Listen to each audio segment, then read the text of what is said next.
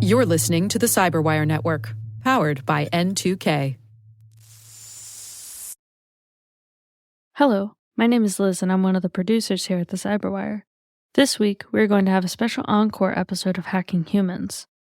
I chose this episode not only because of the amazing stories both Joe and Dave share, but because I find the guest Mallory Stefaste extremely interesting.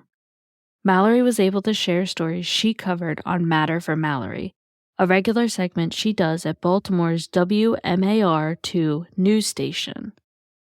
Mallory talked about everything from food stamp scams to baby formula shortages in a fantastic interview. I hope you enjoy this episode of Hacking Humans, and as always, thanks for listening.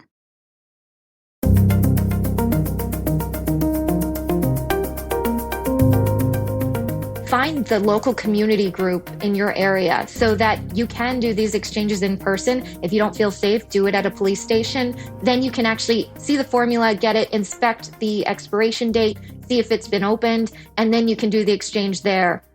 Hello, everyone, and welcome to the Cyberwire's Hacking Humans podcast, where each week we look behind the social engineering scams, the phishing schemes, and criminal exploits that are making headlines and taking a heavy toll on organizations around the world. I'm Dave Bittner from the Cyberwire, and joining me is Joe Kerrigan from the Johns Hopkins University Information Security Institute. Hello, Joe. Hi, Dave.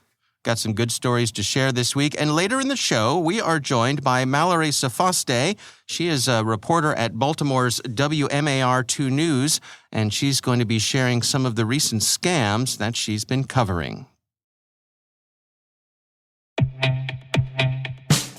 But first, a word from our sponsors at KnowBe4. We're not talking conspiracy theory when we say it's all connected. When it comes to InfoSec tools, effective integrations can make or break your security stack. Though not as common, the same should be true for security awareness training. Not only does KnowBe4 deliver the world's largest library of security awareness training, but they also provide a way to integrate the various elements of your existing security stack to help you strengthen your organization's security culture. Stay with us, and in a few minutes, we'll hear from our sponsors at KnowBe4 about how you can integrate security awareness with your tech stack like never before.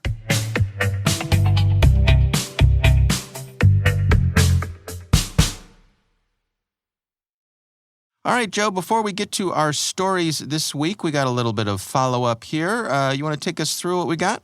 Sure. It's some follow-up from Robert, who writes, "Hi, Dave and Joe. You had some interesting comments regarding mobile phones and technical means to block robocalls. I was interested to hear what you in the U.S. have at your disposal." Apparently, Robert is not from the U.S. Oh, he says in the next sentence, "I'm writing from Canada." There you go. That's right. Your powers of observation, Joe, are just... Right. Woohoo! And I'm with one of the big three cell carriers up here. My carrier has a couple of free options that I've implemented on both my phone and my wife's phone and my home phone, which now uses cellular technology. That's interesting. Mm-hmm. We still use a wired phone. We don't use a cellular phone here, but it's interesting that there could be a home phone with the cellular technology. Why wouldn't that be the case? Mm-hmm. Interesting. But I digress, as I often do. Mitigation number one, or security feature number one, he enabled port protection. Now, first time I heard this, I'm thinking firewall port? What? But no, there's a note on file with his carrier that any attempt to port our numbers to another carrier or to a SIM or to do a SIM swap will result in a verification call to the number on file. Porting of the number will not be allowed without explicit authorization from the call from the carrier. So you have to, in other words, the carrier has to receive a yes answer when they make that outbound call. Right. Yes, if the bad guys have their hands on the physical device, they might be able to bypass this. But if they have their hands on my physical device, then I have bigger problems, which is true. Right. That's a good point. There is a way around it, but there is no such thing as a 100% secure system. The next control is enable call control. I need to sign on to my mobility account and define what numbers, friends and family, can bypass call control. All other calls are intercepted by an authorized service that tells the call that I have call control enabled, and they need to press a number on their keypad to allow the call to go through. Interesting. I've never heard of this service in the U.S. Have you, Dave? No, I haven't. In our last show we were talking about this. The app that I use has screening, Right. and I think so. There are a number of things that do that. So this seems like a variant on that. Yeah, well, this is interesting because the number that the person is asked to enter varies. So it can't be pre-programmed. So it's kind of like a random number. This blocks most robocalls. Unfortunately, we have legislation in place to allow political parties to bypass call control, which is fantastic, right? I know, right? So there are too many calls during elections, but I can enter numbers I want to bypass the call control as well as numbers I want blocked all the time. Surely U.S. carriers can implement something like this, which I would agree with. This would be great. Call control would be fantastic. I would enable that right now. Port protection, we have a PIN on our account. The people have to know the PIN. But if there's a data breach from our provider where the PIN is breached, then they have that capability. So I would like the ability to have them make the outbound call as well. That would be nice. Robert says, cheers from the Great White North. Every time I hear the phrase Great White North, I hear that in Geddy Lee's voice. I hear Duck and Ray saying, "Take off, you hoser." Right. Yes. And then there was that song, that whole song they did with Geddy Lee doing backing vocals, and that's what I hear. Yes, I remember it well. Yeah. All right. Well, thank you to Robert for writing into us.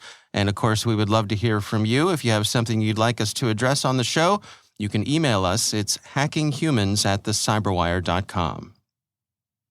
All right, Joe, let's jump into our stories this week. My story, I'm actually tracking, as we record this, this is a new phishing scheme that I've seen several high-profile people reporting on Twitter. Really? Saw some reporters, folks in media. The first one that I saw really clearly documented was a gentleman named Brian J. Jones, who is a best-selling author. He's written a number of biographies. He's written the biographies of Jim Henson, of George Lucas, and Dr. Seuss. Really good writer, so I highly recommend his books. He's also fun to follow on Twitter. And he writes about how he says, "I very nearly had my Twitter account hijacked yesterday by a very convincing phishing scheme. Here's how it worked. He got a DM from a legit verified account, and he says it was probably another account that had been hijacked, telling me my verified status had been flagged and that I would lose verification unless I clicked a link to appeal." Now, I'll say this is who they seem to be targeting. They're going after people who have those verified check marks on their accounts. Right. And the direct message says, from Twitter verified support, case number, hello, Brian J. Jones. Your verified badge Twitter account has been reviewed as inauthentic by our team. We understand how valuable the verified blue badge is to you. I think that's an important part of this, Joe, is that the folks who have those verified check marks, they love their verified check marks. Boy, I wish I could get one, Dave. And I say that with only a hint of bitterness that I have not been able to get one. I have tried twice and have been turned down both times, even though by my estimation, I should be eligible. Anyway. Yes. Aren't many of our peers in this area verified? That's right. Graham Cluley has a check mark. Yeah. What about Jack Resider? Does he have a check mark? He does not. Okay. No. But right, well, if Jack's not getting one, you're not getting one. I do not either. But anyway, so the message goes on and it says, please appeal using the form below. Otherwise, your verified badge may be deleted. And then there is a link. And of course, it is a link shortening link. So it's a tiny URL. So, at first glance, can't tell who it's from. Brian writes, he says, I didn't even consider it was a scam. I clicked on the sender, and it was a verified account, which I later saw was a hijacked New York Times reporter account with a profile all about working for Twitter and so on. So I followed the link, which had me re-log in and submitted a quick appeal. And then Brian goes on to say, it did seem weird enough that I screenshot the message and sent it to my brother, a programmer with a good eye, and said, well, this is weird. He immediately called and texted me to say, the call's coming from inside the house. Right. And to change his password immediately. Right. And at this point, Brian had already put his credentials in. Yeah. So he was worried that his account would be compromised. But fortunately, he had multi-factor authentication enabled. Okay, and good. That's what saved the day ultimately. Because of the multi-factor, they weren't able to get in and grab his account.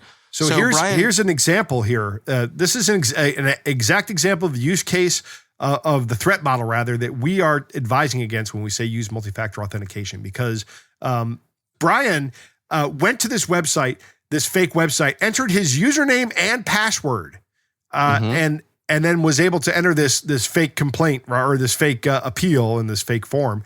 Right. But these guys were not able to get into his account because he had multi-factor authentication on. So they had his username and password, but they couldn't access his account, which is good news for Brian. Yes, absolutely. So a couple, take homes here. Obviously, as you say, multi-factor, saved the day here. So we say it till we're blue in the face, right? Blue check mark in the face. That you should absolutely enable it wherever you can. If it's something that's important to you and it's available, enable the multi-factor authentication. But I also thought this was worth highlighting because this seems to be a very active campaign. And they're going after these verified people who presumably are more high-profile people, more valuable accounts. So if you're in that category in particular, or if you know people who are, try to spread the word about this, because this one is going on as we speak. I just did a little search and found out that Matthew Green is a verified Twitter account. Okay. The cryptographer that we have at Hopkins. Very good. Very good. Verified Twitter account. Yeah. But not us, Dave. Not us. Not us. No. We're just down Anybody here on Twitter listening? Right. What will probably hell happen now is we'll get a bunch of phishing messages offering to get us verified, right? You can't win, Joe. You just can't win. No, you can't. But we have multi-factor enabled, so. Yes. That's right. All right. That is my story this week, Joe. What do you got for us? Dave, Robert mentioned that elections are happening soon, right? It's an election year here in the U.S. Do you give money to national political candidates? Rarely. I have, but I wouldn't say it's part of my regular routine. No, me neither. I don't know that I've ever given money to a presidential candidate or even someone running for a national office. I've given money to people running for local offices. Yes. But that's about it. What about PACs, political action committees? Do you support PACs? No. No. No. I find them distasteful, so okay. No.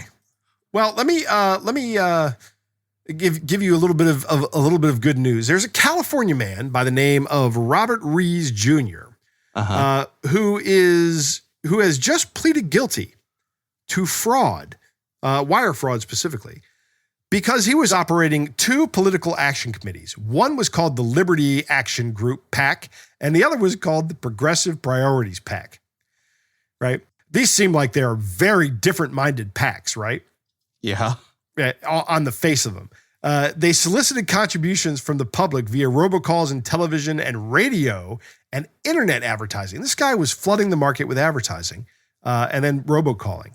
But the two PACs represented that the contributions would be going to support dueling presidential nominees of the two major political parties, respectively. But guess what? Playing both sides. That's right. Why not play both sides? Sure. Right? Sure. If you're going to do this. Well, the equal opportunity scammer. That's right. The total amount that he donated to legitimate political causes was $19. And that's out of $3.5 million in contributions that he raised. So $3.5 million. Low percentage. Right. Yes, that's right. Those are some high administrative costs, Joe. There are some high administrative costs associated with this. And this is coming out as a press release from the Justice Department. So I'm looking at justice.gov for this press release. But Politico also has an interesting story about it. It just kind of outlines it. But Rees pleaded guilty in the Western District or District of Western Texas, the Western District of Texas. That's how these things are broken up. And he had a couple conspirators along with him, Matt Tunstall and Kyle Davies. And according to the department, Reyes admitted that the 2 PACs were false and misleading representation in robocalls. One of the things that he did was he pocketed about $714,000, Reyes himself.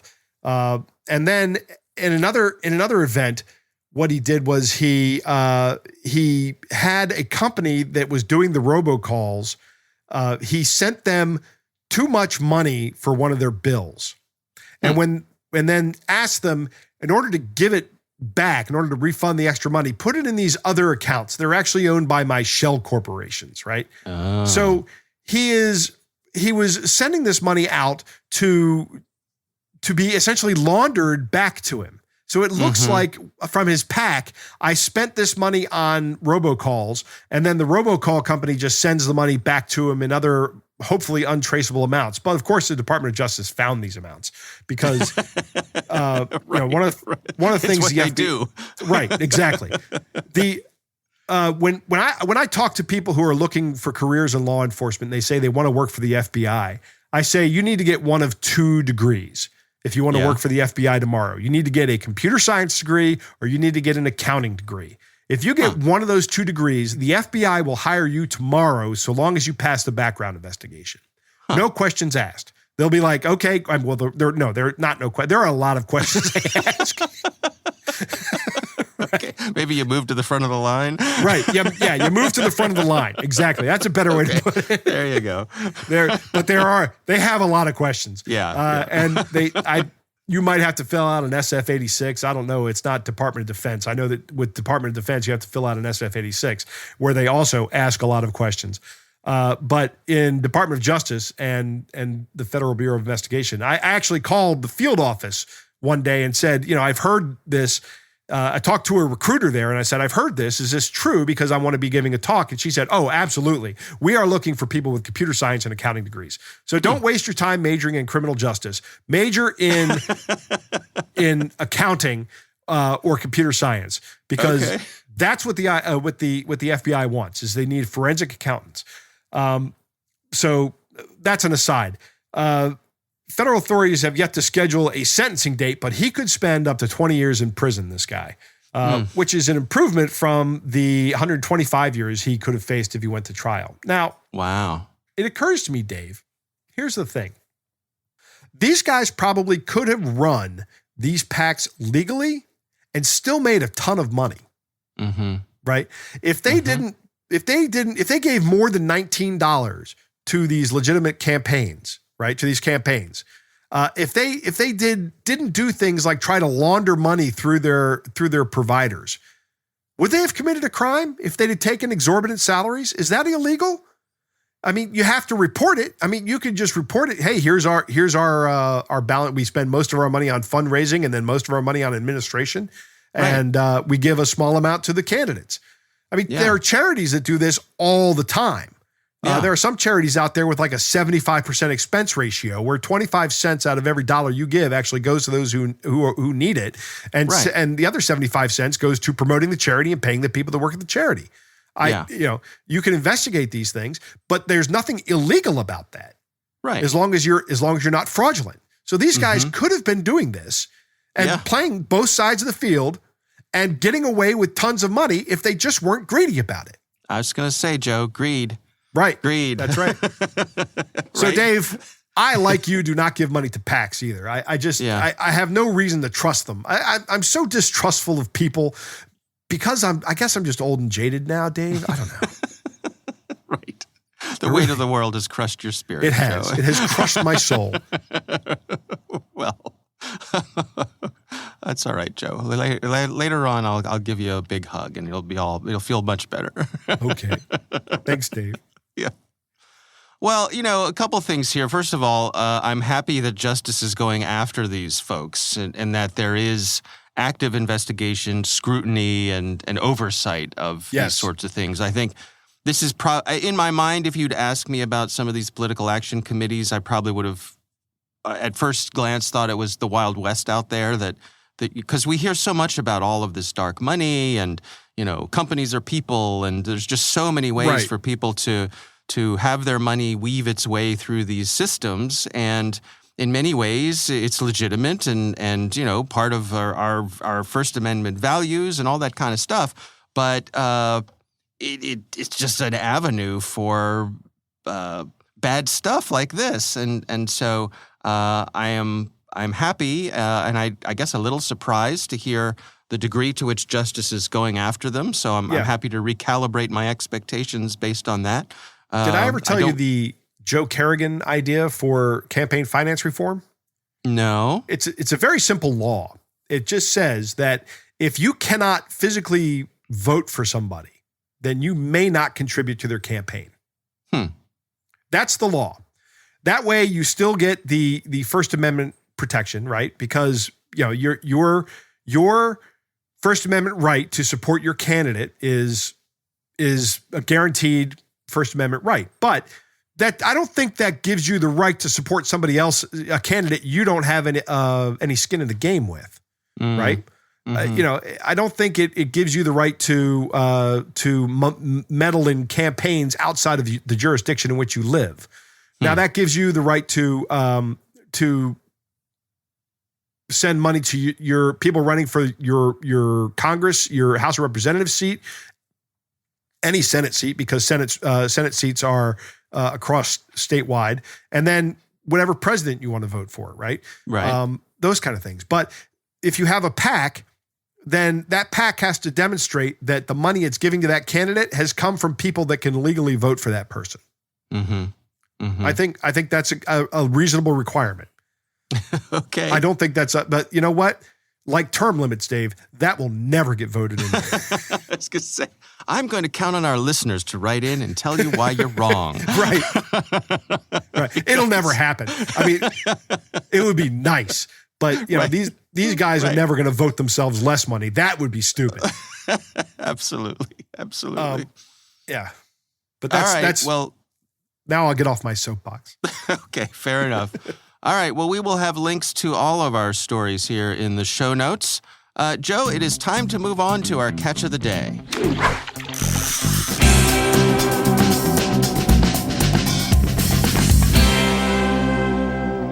Dave, this week we have a stringer. That's where we have a bunch of small catches of the days, where I just put them together as a list. Like first, we have an SMS from Keith who writes, "It's been a while since I've seen a letter substitution phishing link." So, Dave, why don't you go ahead and read this text message that came through? It says, "Wood Forest, we couldn't verify a store charge made on your card. Visit https://wadfrest1.org to verify." Right. So this is Wood Forest Finance, or a bank, which is a bank out of Texas. I had never heard of it before, but they actually have branches here in Maryland. Did you know that? Really? Yeah. Okay. News to me. Yep. Me too. And obviously, this is not Wood Forest sending you the text message because it's W0D Frest 1. Yeah. Again, it's trying to look like a link shortener, and it's designed to panic you and to get you to click on the link to go enter your banking credentials. Right. The next one is another SMS that comes from Joseph, who writes, "Hello, Joe and Dave. This one almost got me." I'm sorry, what? Wait. What was that? Wait. Okay. Hello, Dave and Joe. Ah, there it is. There it is. And I read it as you wrote it. The listener, look at it. Here it is, Dave. You see this right here on my desk? Another one of those worms from that can I opened months ago. Okay. He says, "This one almost got me," and he has a laughing face, so I don't think it did actually get him. But it comes from an email address, and it's just a random string of characters at hotmail.com. Why don't you go ahead and read this one? It says, 08912, 2 lines of credit were opened in your name on 0804, dropping your scores 81 points, and today's the last day to dispute or close. And then there's a link in there that's just a long string of characters. But credit, and Joseph points this out, credit is spelled CRED''T. Right. Right. I guess to get by filters that are looking for the word credit? Probably. Yeah. Yep. Yeah, some kind of natural language processing or something. Huh. Yep. And finally, the last one comes from Chad, super listener Chad, who had some fun with a Facebook scammer. So this is a short one, but you want to do the scammer and I'll play Chad?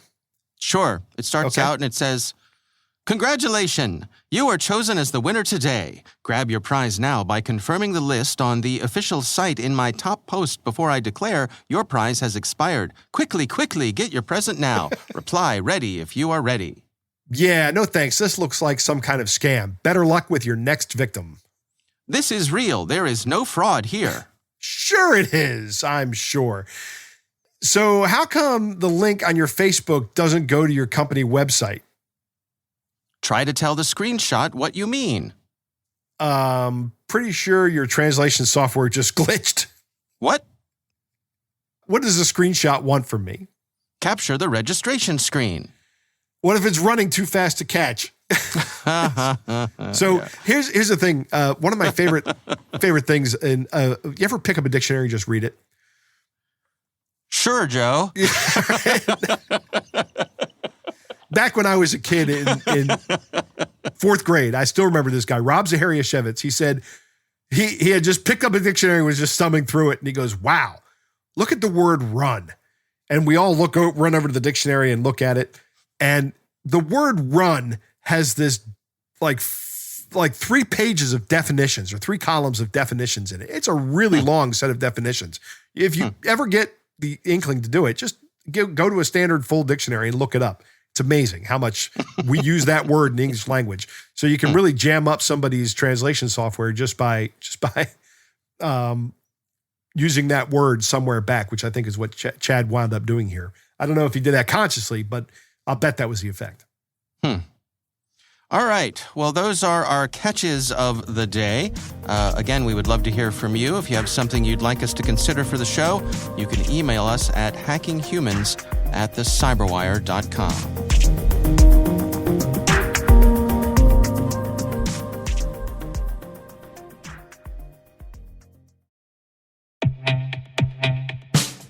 Back to the concept of integrations. KnowBe4's Security Coach uses standard APIs to quickly and easily integrate with your existing security products from vendors like Microsoft, CrowdStrike, Cisco, and dozens of others. Security Coach analyzes alerts your security stack generates to identify events related to any risky security behavior from your users. With this information, you can set up real-time coaching campaigns to target risky users based on those events from your network, endpoint, identity, or web security vendors. These campaigns enable you to coach your users at the moment the risky behavior occurs, with contextual security tips delivered via Microsoft Teams, Slack, or email. With 35 integrations and counting, Security Coach delivers the insight you need to improve your organization's security culture. Learn more about Security Coach at knowbe4.com/securitycoach. That's knowbe4.com/securitycoach.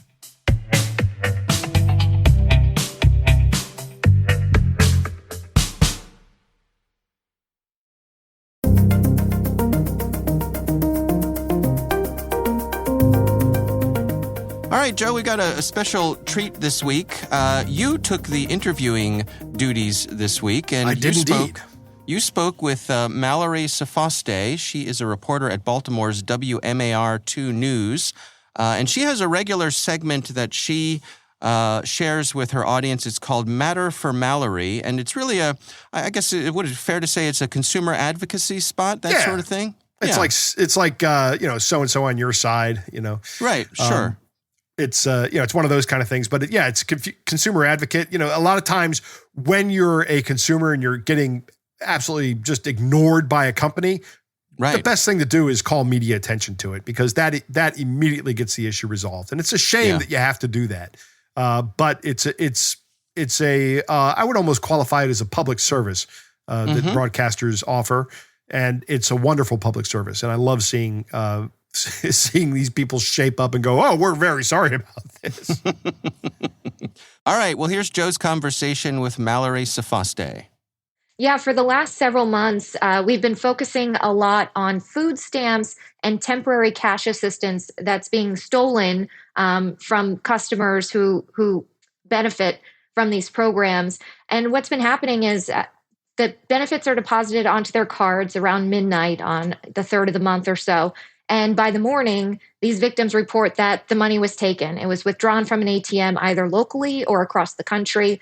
They go to the Department of Human Services. They say, hey, someone took my benefits. My card was at my home with me. It was under my mattress. I have no idea how someone was able to get a hold of these benefits, but they withdrew them. And now I don't have the money that I need to buy food for my children, to pay my rent.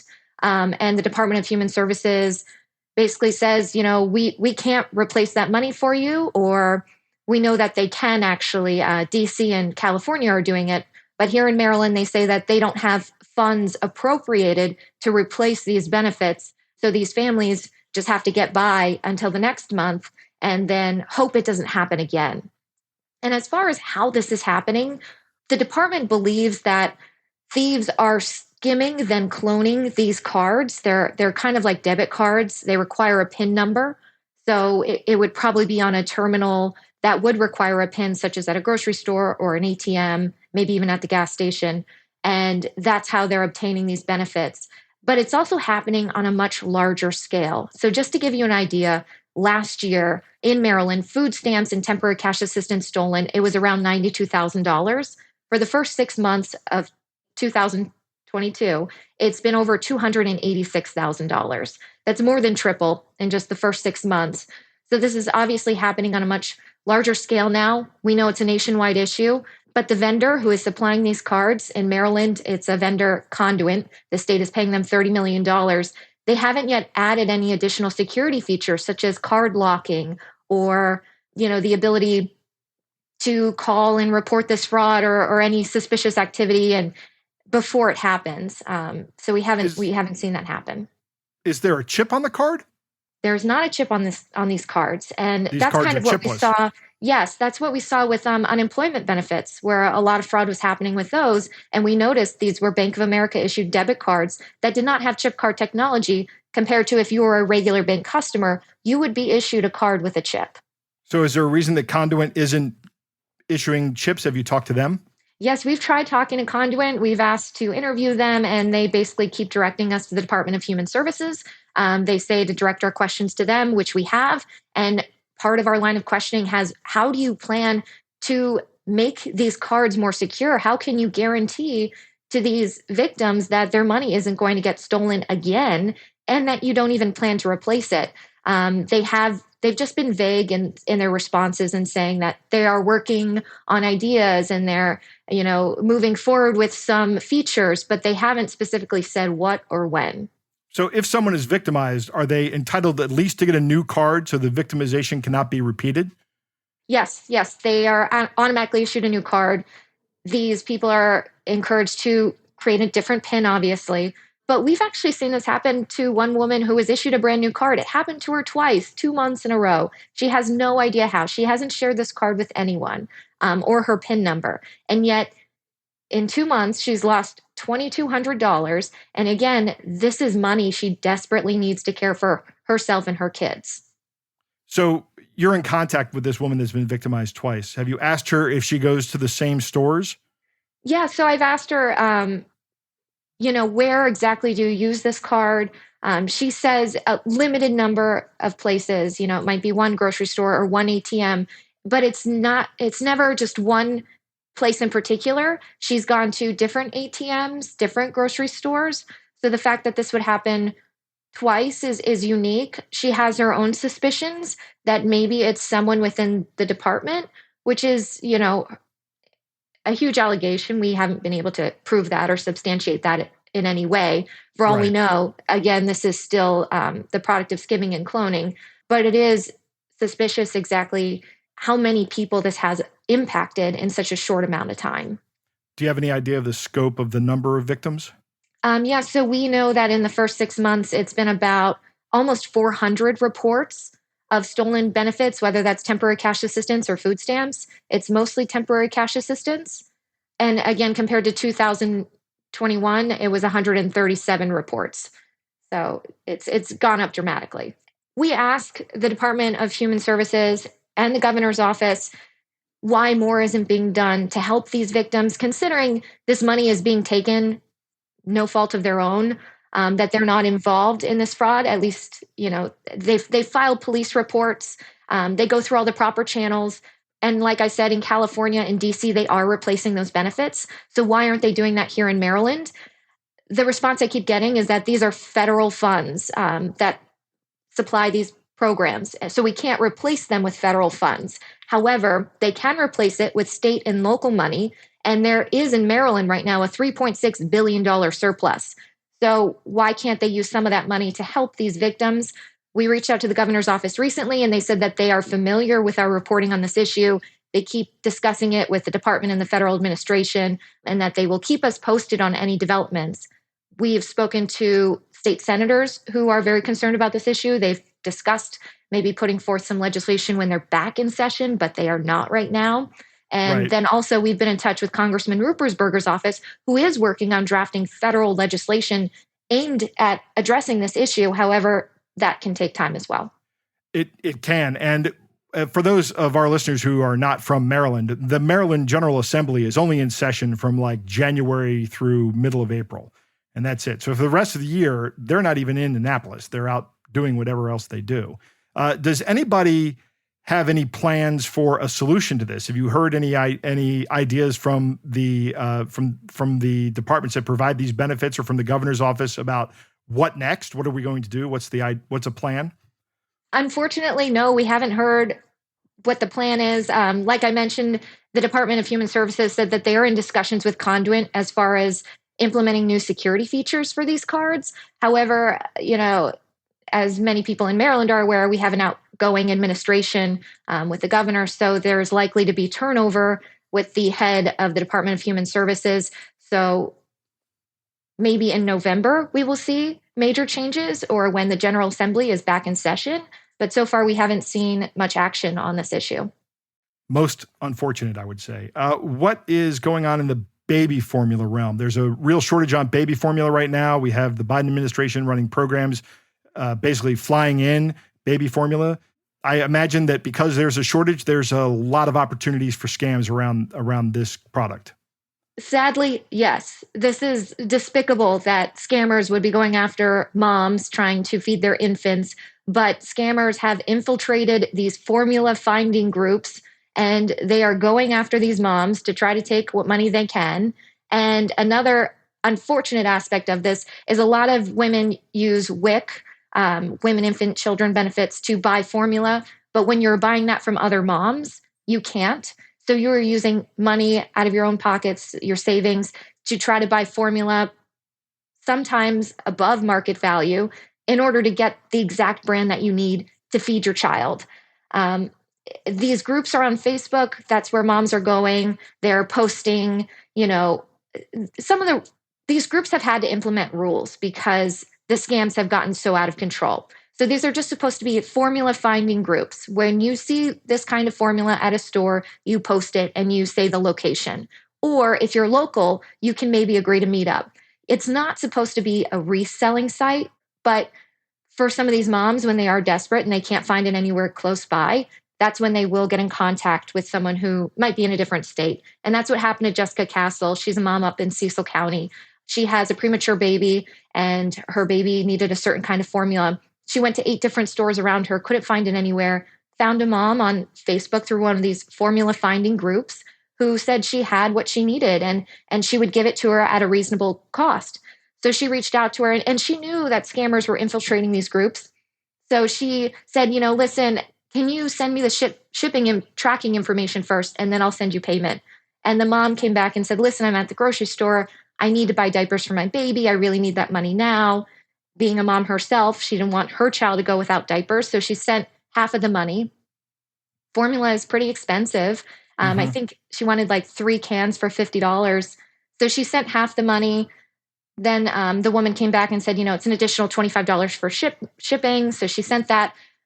The woman then sent her tracking information from USPS, which you can do, but she never dropped off the items. So what ended up happening was the mom never received the formula. She sent the money via Cash App, which you have little recourse if you are scammed. So she never got the formula she needed, and she was out this money. And, looking back, $80, it's not an immense amount of money, but she's heard of other moms losing $300, more than that. And again, this is money they need. Plus, they need to feed their kids. Right. Initially, the first thing I think is, don't mail order formula for other safety and security reasons, right? But it goes back to the Maslow's hierarchy of needs. Items lower on that pyramid tend to be something of much higher priority. So if your baby is hungry, you are going to take risks that you wouldn't otherwise take, like perhaps mail ordering formula from a perfect stranger. Exactly. And that's why people are now encouraging anyone going on these groups, find the local community group in your area so that you can do these exchanges in person. If you don't feel safe, do it at a police station. Then you can actually see the formula, get it, inspect the expiration date, see if it's been opened, and then you can do the exchange there. But to your point, when this formula was so scarce, you'll really go to whatever great lengths you need to get what you need for your child. Yeah, the case of Jessica is particularly heartbreaking because she has a premature child, and that child needs special care and needs a particular kind of formula. And a substitution is not going to be an option for her. No, and that's what many of these moms are experiencing. Fortunately, this issue has gotten better. Jessica can now find the formula that she needs on shelves, but it hasn't completely gone away. So we are still seeing that thousands of moms are participating in these groups, and they are sharing documents in these groups with hundreds of names of people that they suspect are scammers or have scammed other moms. Have they turned those names over to the social media companies? I have not asked that question. I suspect that the admins would, or at least report these accounts, which you should do whenever you are speaking to someone who you believe is a scammer. Flag the account, report them to the social media platform that it's on. As far as repercussions or what will happen, I mean, there's nothing stopping them from just creating a new account and doing it again, which is why in these groups, another rule is not to post stock images of formula, that you have to take a picture of the formula with your full name and the state that you're located in front of the formula. So then that way it can't as easily be replicated. I get the feeling that when these admins report these users to the platforms, that very little happens. That's my suspicion. I'm not a big fan of social media. I've made no secrets about that on the show. But yeah, I mean, it's a lot like my phrase for it is screaming into the void. Yeah. Yeah. They'll just pop up with another account and try it again and keep going, sadly. Absolutely. Mallory, thank you for coming on. These are some scams that our listeners should be well aware of, as well as everybody. Mallory Sofaste from WMIR, thank you for joining us. Thanks, Joe.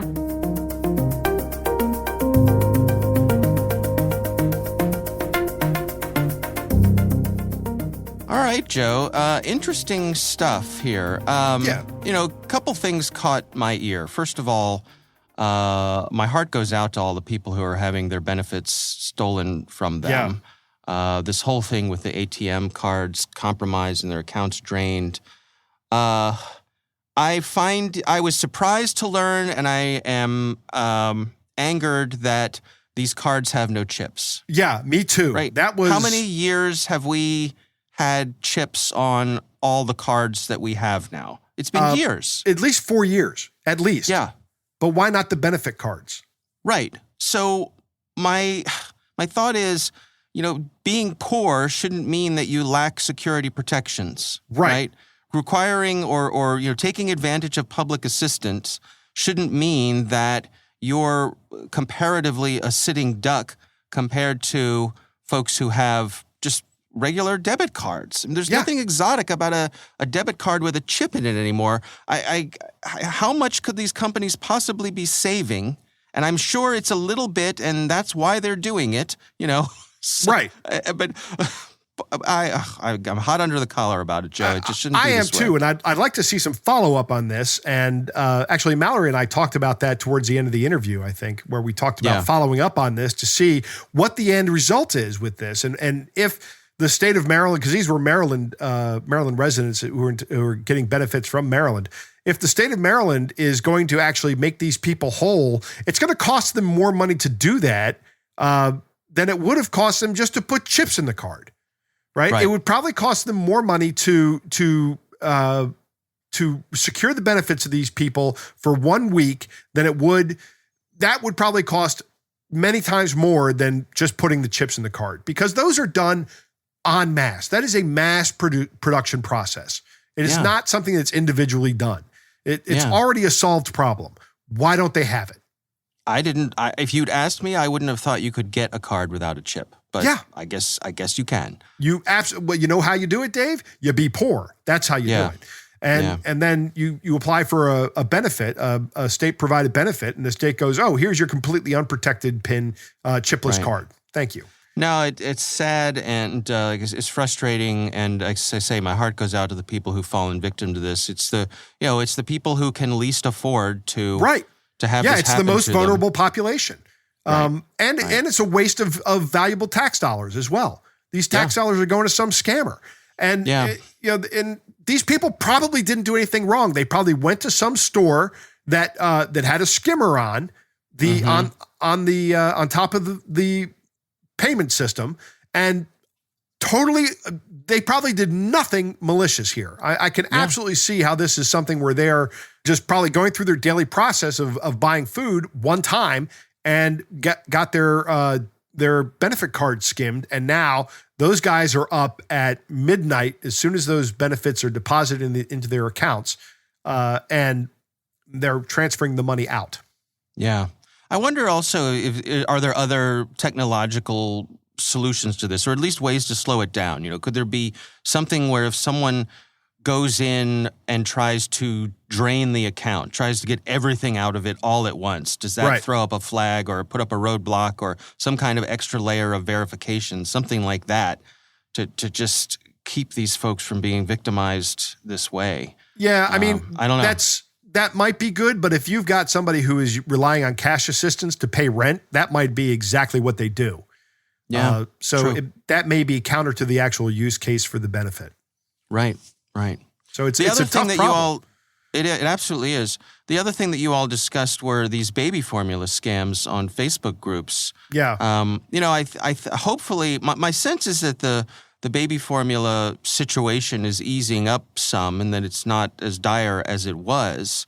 Right. But it really is. It's another example of just playing on people's desperation. I can't imagine a more desperate situation than having a hungry child. Yeah, we were, Mallory and I were talking about one mom who has a premature baby and needs a specific kind of baby formula.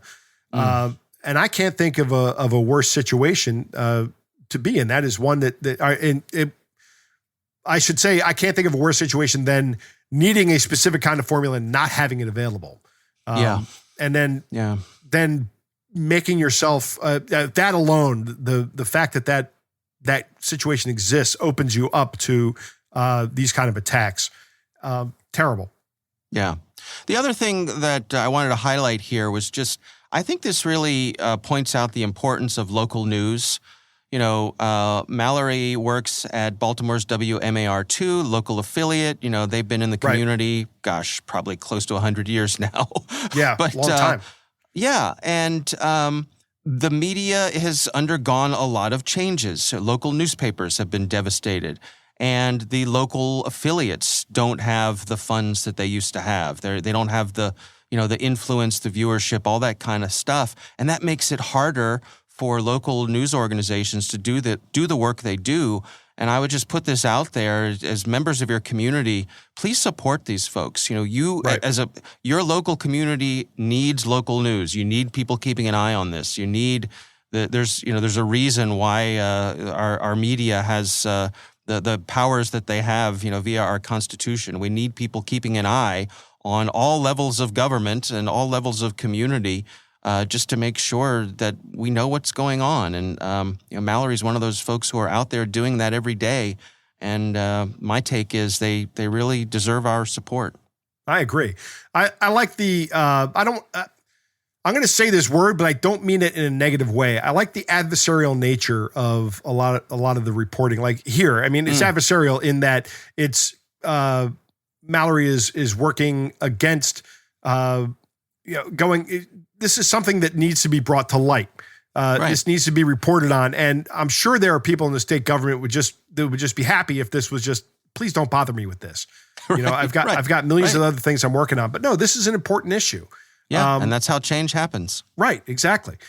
So, you know, when I see other people challenging elected officials on TV, I'm always very happy with that. I love seeing that in local news. Right. All right. Well, again, our appreciation to Mallory Sofaste from Baltimore's WMAR2 News for joining us. We always appreciate her taking the time for us. We want to thank all of you for listening, and of course, we want to thank our sponsors at KnowBe4. They are experts at enabling a fully integrated approach to security awareness training.